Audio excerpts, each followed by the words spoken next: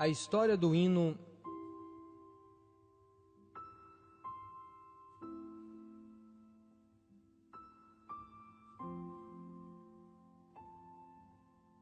Sublime Graça.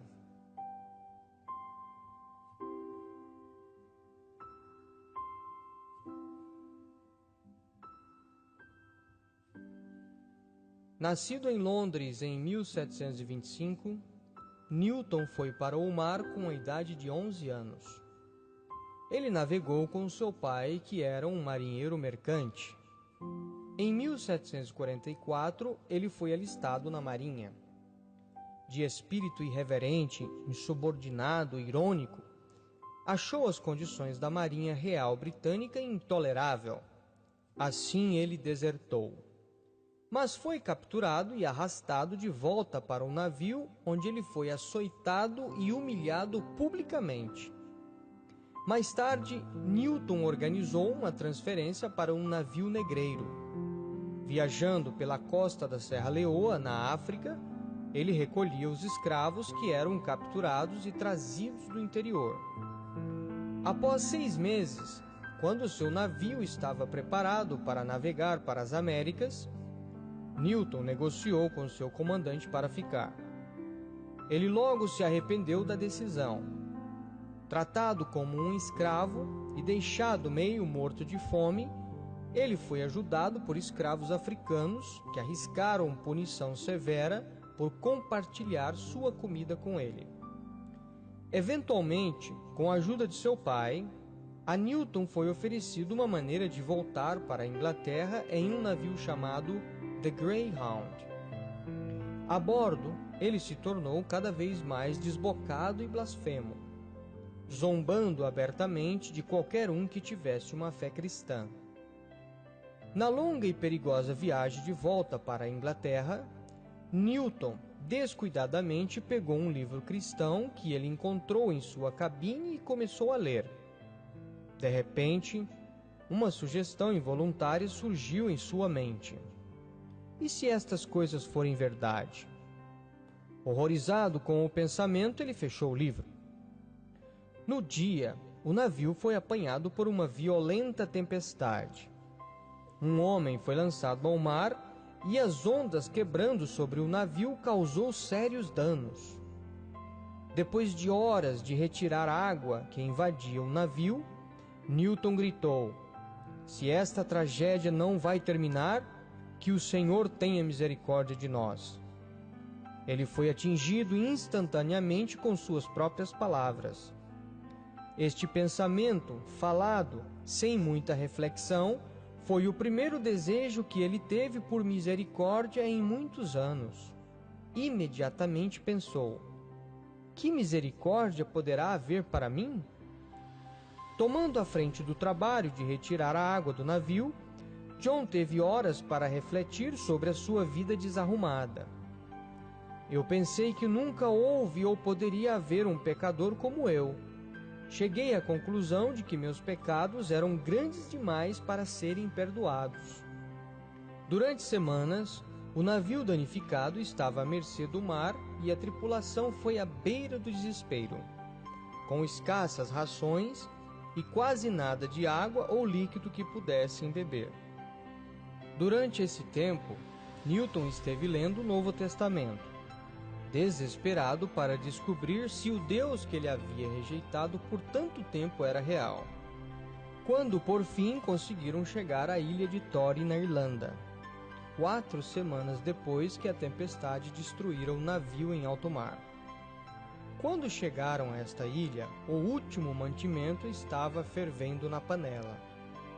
E depois que acabaram de ancorar, estando em terra, somente por 2 horas, o vento começou a soprar e desabou uma terrível tempestade com grande violência.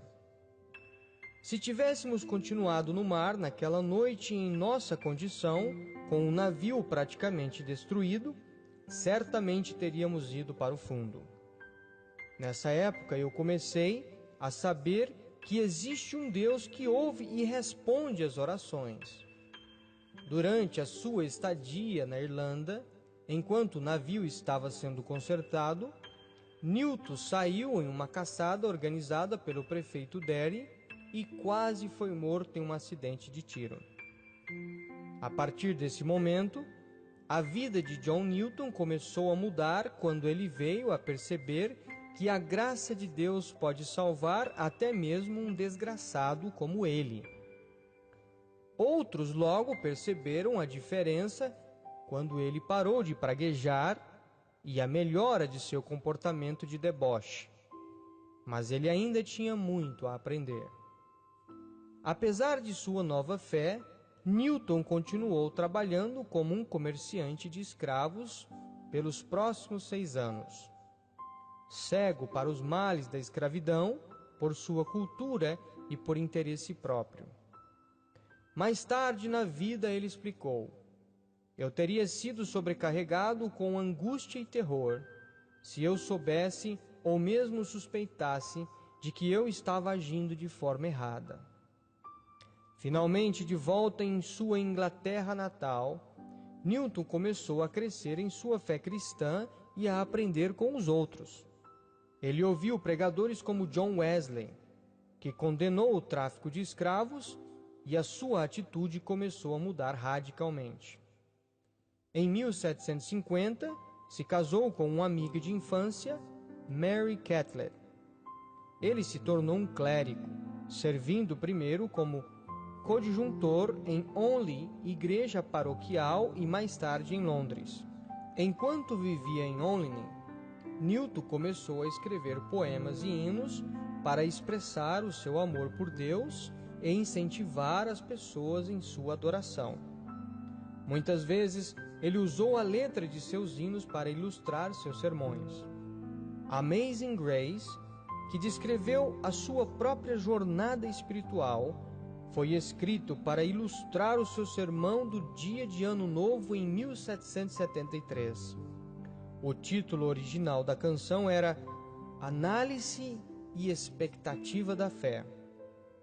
Como um escritor de hinos, Newton trabalhou em estreita colaboração com o poeta e amigo pessoal William Cowper para elaborar um livro de hinos. Only Hymns foi publicado pela primeira vez em 1779, incluindo letras de Amazing Grace, bem como outros hinos de Newton.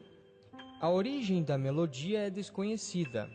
Especula-se que a música de Amazing Grace pode ter sido originado com a melodia de alguma música que os escravos cantavam.